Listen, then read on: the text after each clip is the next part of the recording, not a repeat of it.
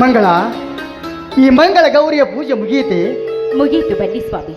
ಭವತಾಪ ಕಳೆಯುವಗೆ ಭವತಾರಿಣಿಯ ಪೂಜೆಯನ್ನ ಮುಗಿಸಿ ನಿಮ್ಮ ದಾರಿಯಲ್ಲಿ ಕಾಯ್ತಾ ಇದ್ದೆ. ನೀವು ನಮಸ್ಕರಿಸಿ.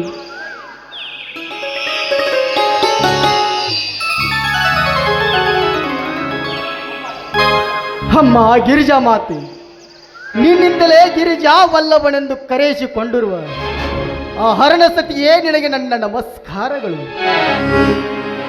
ಮಾಮರದ ಕೋಗಿಲೆಯು ಕೂಡ ನಿನ್ನನ್ನು ಅಮ್ಮ ಎಂದು ಕೂಗಿ ಆನಂದಿಸುವಂತೆ ನಾವಿಂದು ನಿನ್ನನ್ನು ಪೂಜಿಸಿ ಭಾಗ್ಯವಂತರಾದೆವು ತಾಯಿ, ಭಾಗ್ಯವಂತರಾದೆವು.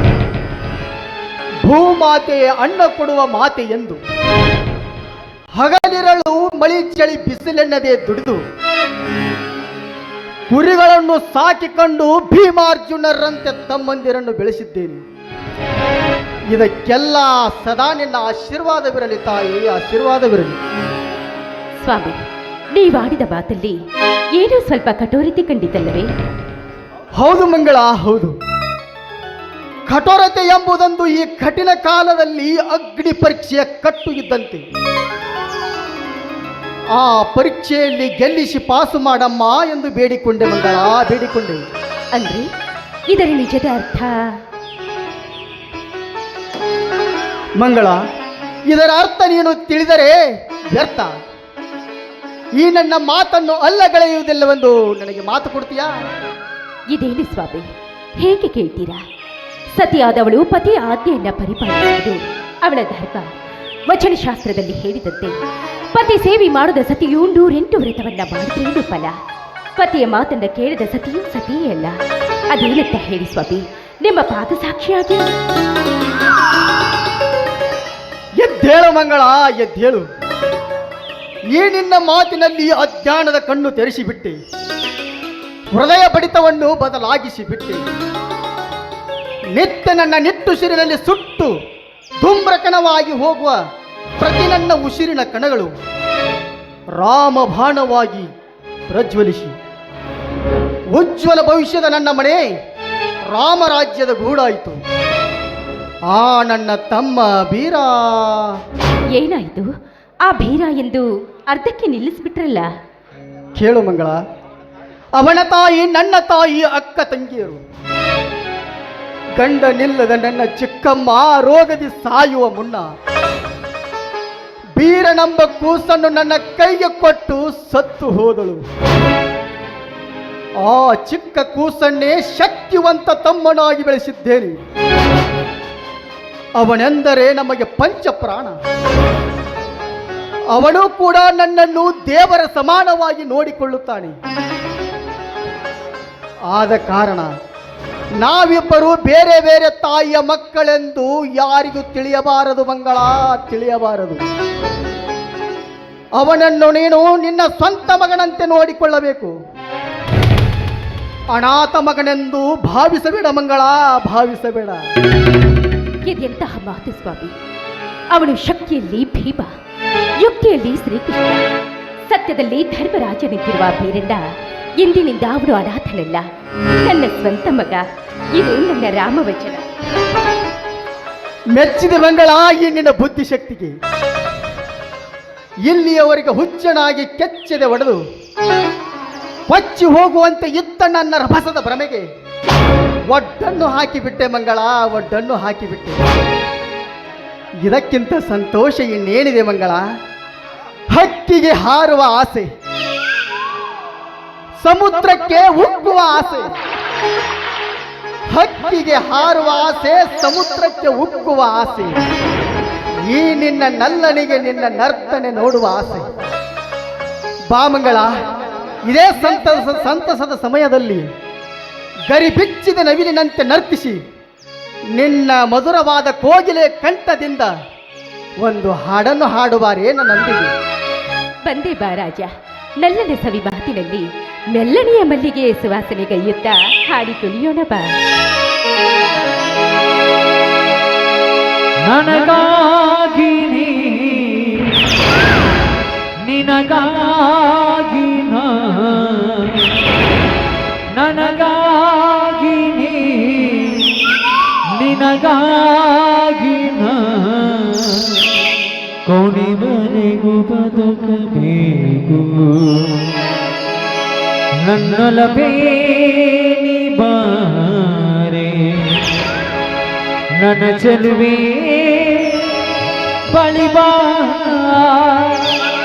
ಬಳಿ ಬಂದು ಸಿಹಿ ಮುತ್ತು ನೀಡು ಸಿಹಿ ಮುತ್ತಿನ ಕಾಣಿಕೆ ನೀ ಬಾರ ನನ್ನ ಸನಿಹಕ್ಕೆ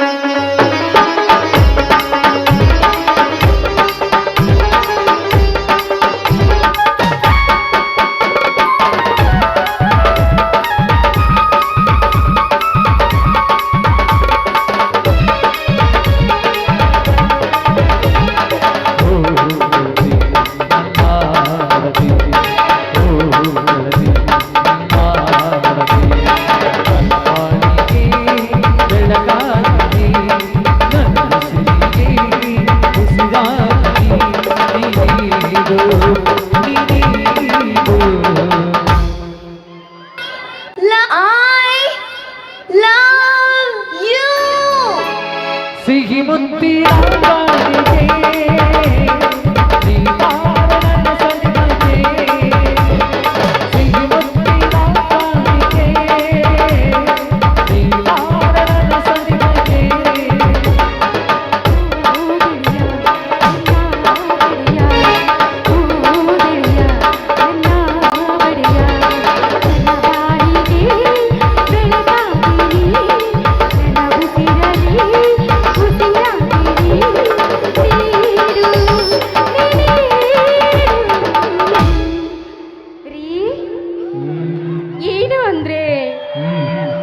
ಬೇಕು ಅಂದ್ರೆ ಮತ್ತು ಸಿಹಿ ಮುತ್ತಿನ ಕಾಣಿಕೆ ನೀ ಬಾರ ನನ್ನ ಸನಿಹಕ್ಕೆ ಸಿಹಿ ಮುತ್ತಿನ ಕಾಣಿಕೆ ನೀ ಬಾರ ನನ್ನ ಸನಿಹಕ್ಕೆ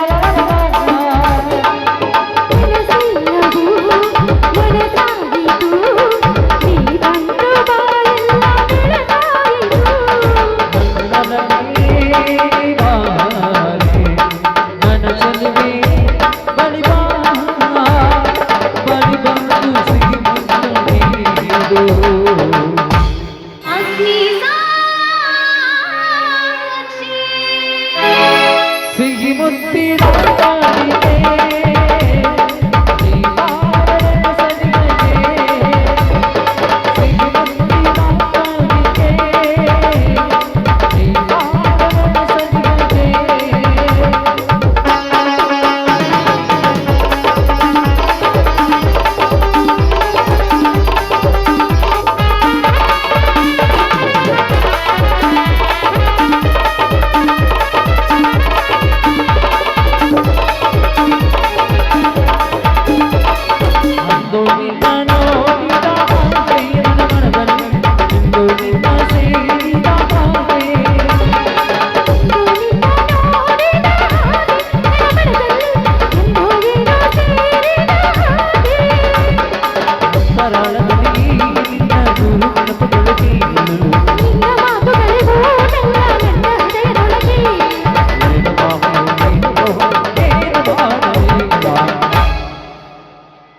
ಅನುರಾಗದ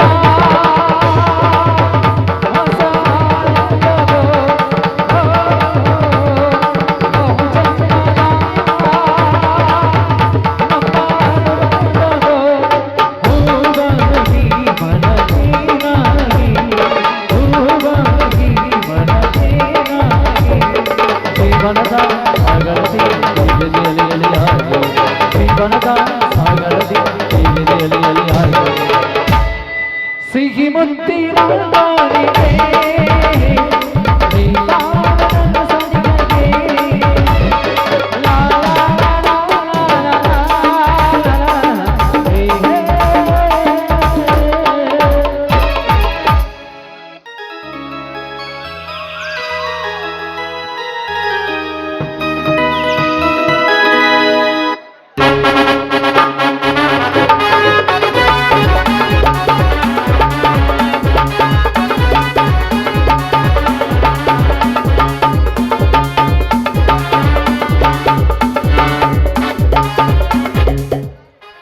ಅಣ್ಣ ಅತ್ತಿಗೆ ಬಾ ಸಹೋದರ, ಕುರಿ ದಡ್ಡಿಯಿಂದ ಈಗ ಬಂದಿಯೇನಪ್ಪ? ಹೌದಣ್ಣ, ಹಟ್ಟಿ ಕಸ ಗೂಡಿಸಿ ಬಾಲ ಮರಿಗಳನ್ನು ತಾಯಿ ಮೇಲೆಗೆ ಬಿಟ್ಟು ಅವಕ್ಕೆ ತಪ್ಪಲ ಹಾಕಿ ಬರೋದೊಳಗೆ ಹೊತ್ತಾಯ್ತು ಅಣ್ಣ, ಹೊತ್ತಾಯ್ತು. ಮಗ ಬೇಗ ಮುಖ ತೊಳೆದುಕೋ, ಉಪ್ಪಿಟ್ಟು ತಿಂದು ಚಹಾ ಕುಡಿಯುವೆ ಅಂತೆ. ಈ ಭೀರನಿಗೆ ಚಾಯನತ್ತಿಗೆ ಹೆತ್ತ ತಂದೆ ತಾಯಿ ಕಿತ ಇರೋ ಈ ನಿಮ್ಮ ಕೈ ತುತ್ತನೆ ತಿಂದು ಕೆಚ್ಚದೆ ಬೆಳೆಸಿಕೊಂಡಿರೋ ಈ ಬೀರ ಈಗಾಗಲೇ ಒಂದು ತೆಂಬಿಗೆ ಹಾಲನ್ನು ಪಡೆದು ಒಂದು ಭೋಗಣಿ ಜೋಳದ ನುಚ್ಚು ಉಂಡೆ ಬಂದಿದ್ದಾನೆ. ಅಣ್ಣ ಅತ್ತಿಗೆ ನಾನಂದ್ರೆ ಇಷ್ಟ ಅಲ್ಲವೇ? ಯಾಕೋ ತಮ್ಮ ಹೀಗೆ ಕೇಳುತ್ತಿರುವಿ? ನೀನಂದ್ರೆ ನಮಗೆ ಪಂಚ ಪ್ರಾಣ ಕಣಪ್ಪ, ಪಂಚ ಪ್ರಾಣ. ಅದೆಲ್ಲವನ್ನು ನಿಮ್ಮ ಧರ್ಮದೊಡಿಯಿಂದ ಕೇಳಿಸಿಕೊಂಡೆ ಅಣ್ಣ. ಹಾ, ಅದು ಅದು ಯಾಕಣ್ಣ ತೊದಲಿಸ್ತಿದ್ರೆ? ಈಗ ತಾನೇ ಹೇಳಿದ್ರಲ್ಲ ನಾನಂದರೆ ನಿಮಗೆ ಪಂಚಪ್ರಾಣ ಅಂತ. ಹಾ, ತೆಗೆದುಕೊಳ್ಳಪ್ಪ. 10 ಮರಿ ಮಾರಿದ 10,000 ಅಂತೆ, 1,00,000 ರೂಪಾಯಿಯನ್ನು. ತಮ್ಮ, ಎಂತಹ ಸಾಧನೆಯಪ್ಪ ನಿನ್ನದು! ಈ ನಿನ್ನ ದುಡಿಮೆಯನ್ನು ಎಷ್ಟು ಬಣ್ಣಿಸಿದರೂ ಹೇಳತೀರದಪ್ಪ, ಆದರೆ ಈ ನನ್ನ ಸಂಸಾರ ನಡೆಯುವುದು ನಿನ್ನ ಈ ಕುರಿಮರಿಯಿಂದಲೇ. ನಾನೆಷ್ಟೇ ಹೊಲವನ್ನು ಉತ್ತಿ ಬಿತ್ತಿ ಬೆಳೆದರೂ 2 ವರ್ಷದಿಂದ ಅತಿವೃಷ್ಟಿ ಮಳೆಯಾಗಿ ಬೆಳೆ ನಾಶವಾಗಿದೆಯಪ್ಪ, ಬೆಳೆ ನಾಶವಾಗಿದೆ. ತಮ್ಮ, ಈ ನೇಗಿಲ ಯೋಗಿ ನೀವು ದುಡಿದು ತಂದ ತನ್ನೇ ತಿಂದು ತೇಗುವ ಭೋಗಿಯಾಗಿದ್ದಣ್ಣಪ್ಪ, ಭೋಗಿಯಾಗಿ. ಈ ವರ್ಷ ಮಳೆ ಇಲ್ಲವೇ ಬೆಳೆಯೇ ಇಲ್ಲ. ಅಣ್ಣ, ನಾನಿರುವಾಗ ನಿನ್ನ ಕಣ್ಣಲ್ಲಿ ನೀರೇ ಕಣ್ಣ. ನೇಗಿಲ ಯೋಗಿಯಾದ ನೀನು ಎಂದಿಗೂ ಭೋಗಿಯಲ್ಲ. ನೇಗಿಲ ಯೋಗಿ ಉತ್ತಿ ಬಿತ್ತಿ ಬೆಳೆಯದಿದ್ದರೆ ಈ ಜಗಕ್ಕೆ ಒಳಗಾಲ ಇಲ್ಲ. ನಿತ್ಯ ಅದು ನಿನ್ನ ಕಾಯಕ, ನಿತ್ಯ ಅದು ನಿನ್ನ ಕಾಯಕ. ತಮ್ಮ, ಎಂತಹ ವಿಚಾರ ಶಕ್ತಿ ಅಡಗಿದೆಯಪ್ಪ ನಿನ್ನಲ್ಲಿ. ನಿನಗೆ ಕಾಯಕದ ಅರ್ಥವು ಗೊತ್ತೇನಪ್ಪ, ಗೊತ್ತೇನೋ? ನಿನ್ನ ತಮ್ಮನಾಗಿ ಜನಿಸಿ ಬಂದವನಿಗೆ ಇಷ್ಟು ತಿಳಿಯುವುದಿಲ್ಲ ನನ್ನ. ಕೇಳಿಲಿ ಯೋಗಿಯ ಅರ್ಥವನ್ನು. ಹಂಗ ಈಣ ಅಂದಾಣೋತ್ತರಿಗೆ ತಂದೆ ಆಗಿ, ಮೂಗರಿಗೆ ಮೇಘನಾಗಿ, ಕಲೆ ಸಂಗೀತ ಗಾಯನ ಮಾಡಿ ಕಲಿಸಿದ ಗದಗಿನ ಪುಟ್ಟರಾಜರು ಕಾಣಯೋಗಿ.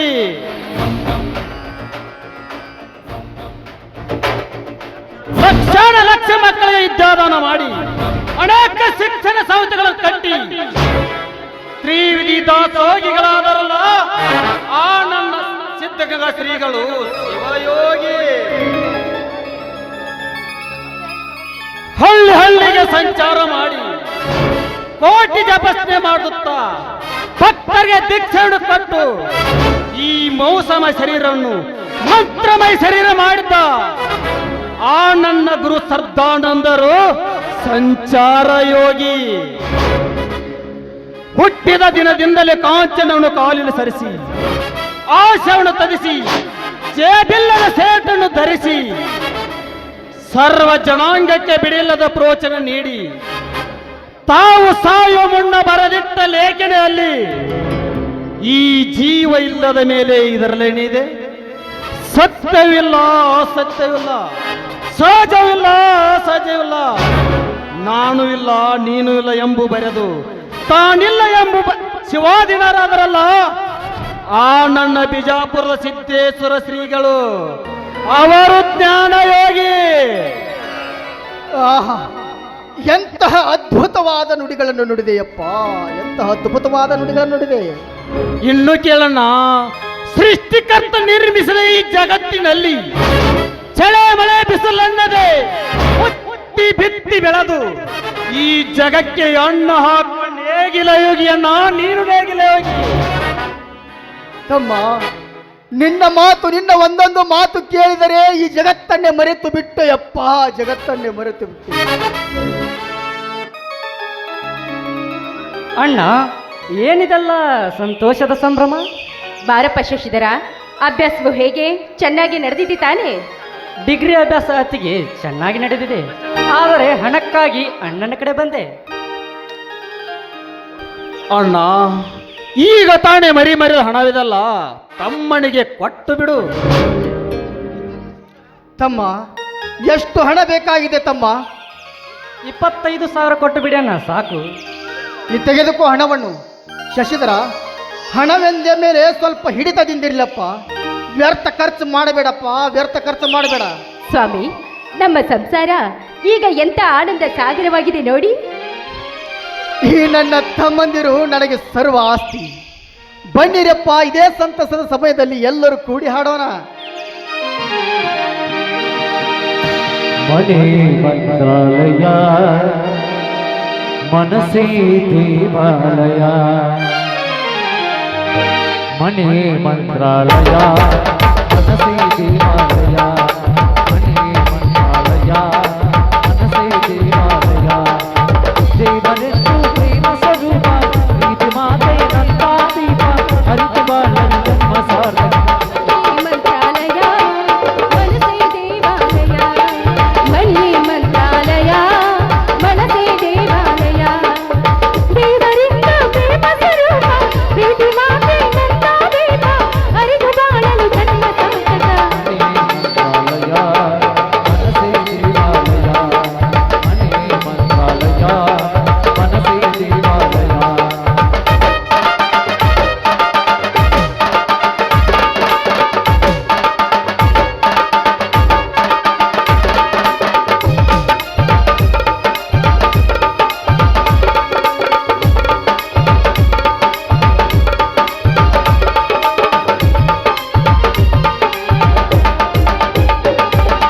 ನಮ್ಮ ಬಾಳೆಂಬ ಆಕಾಶದಲ್ಲಿ ಮಂಗಳೇ, ನಮ್ಮ ಬಾಳೆಂಬ ಆಕಾಶದಲ್ಲಿ ಮಂಗಳೇ. ಸೂರ್ಯನ ಹಾಗೆ ಹಾಗೆ ಚಂದ್ರ ಹಾಗೆ ಬೆಳಗುವ ಸಡಗರ ಸಂಭ್ರಮ ಮನೆ ಮಂತ್ರಾಲಯ, ಮನಸೇ ದೇವಾಲಯ. ಮನೆ ಮಂತ್ರಾಲಯ, ಮನಸೇ ದೇವಾಲಯ.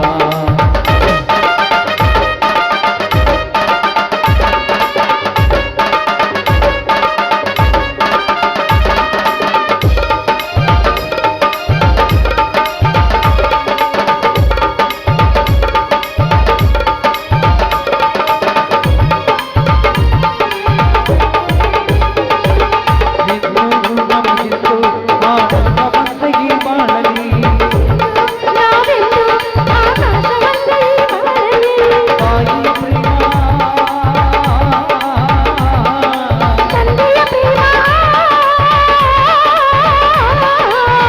ತಂದೆಯರ ಸ್ನೇಹ ಪ್ರೇಮ, ನಿಮ್ಮ ಕಣ್ಣಲ್ಲಿ ಒಂದು ಕಣ್ಣು. ಮನೆ ಮಂತ್ರಾಲಯ, ಮನಸೇ ದೇವಾಲಯ. ಮನೆ ಮಂತ್ರಾಲಯ, ಮನಸೇ ದೇವಾಲಯ. ದೇವರಂತೂ ಪ್ರೇಮ ಸ್ವರೂಪ, ಪ್ರೀತಿ ಮಾತೆ ನಂದ ದೀಪ, ಹರಿತು ಬಾಳಲು ಜನ್ಮ ಸಾರ್ಥಕ. ಲಾ ಲಾ ಲಾ ಲಾ ಲಾ ಲಾ ಲಾ ಲಾ ಲಾ ಲಾ ಲಾ ಲಾ. ಮೈದಾ ನೋಡಿದೆ ಅಪ್ಪ ನಿಮ್ಮನ್ನ ಹೆಂಗ್ ಡ್ಯಾನ್ಸ್ ಮಾಡಿದಂತ ಹೇಳಿ. ತಲೆಯಾರು ಕೂದಲು ಉದ್ರಿದು ಕರೆ ಡ್ಯಾನ್ಸ್ ಮಾಡಕ್ಕಂತೂ ಬರಲಿಲ್ಲ ಅವ್ರಿಗೆ. ಇಲ್ಲ ಅತ್ತಿಗೆ ನಮ್ಮ ಅಣ್ಣ ನಾಚ್ಕೋತಾನೆ. ಅಣ್ಣ ನಾಚ್ಕೋತಾನು? ನಾಚ್ಕೋಬೇಕಾದವ್ರು ನೀವ ನಾಚ್ಕೋರಿ. ನಿಮ್ಮ ಅಣ್ಣ ಯಾಕೆ ನಾಚಿದ? ಅವ್ರು ನೋಡೇ ಹೇಳಿರ್ಬೇಕು ನೋಡು. ಮಂಗಳ. ಏನು ಹೇ ಮಂಗಳ, ಹಸಿವಾಗಿದೆ, ಊಟ ಕೊಡುವಂತೆ ನಡೆಯಮ್ಮ. ಆಹಾ, ಇದಕ್ಕೇನು ಕಮ್ಮಿ ಇಲ್ಲ ನೋಡು. ನಡ್ರಿ ನಡ್ರಿ, ಪ್ರಸಾದಕ್ಕೆ ಎಲ್ರೂ ಒಳಗೆ. ಎಷ್ಟು ಹೇಳಿದ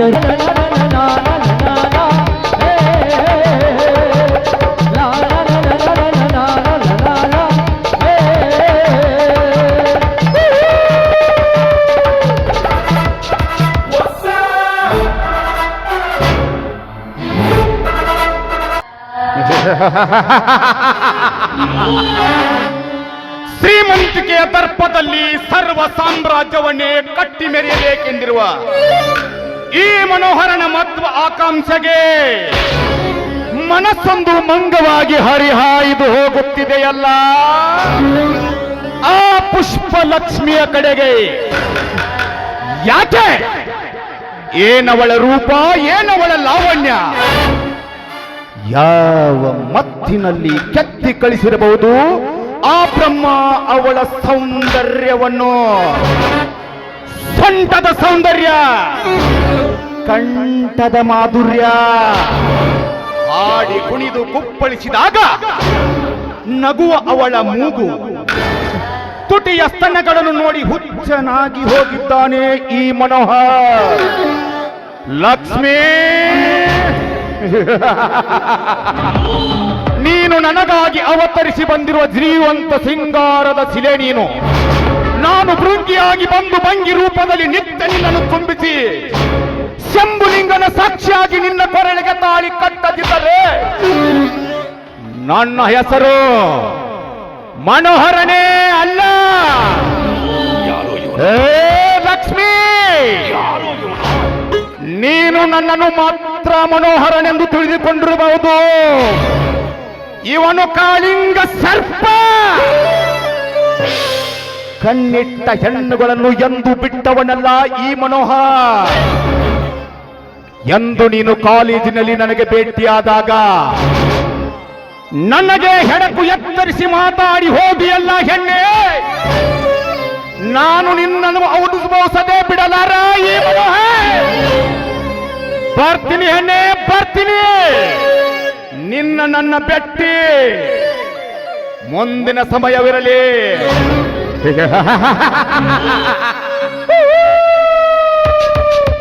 ಯಾರಿವನು ಈ ಮನ್ಮಥನು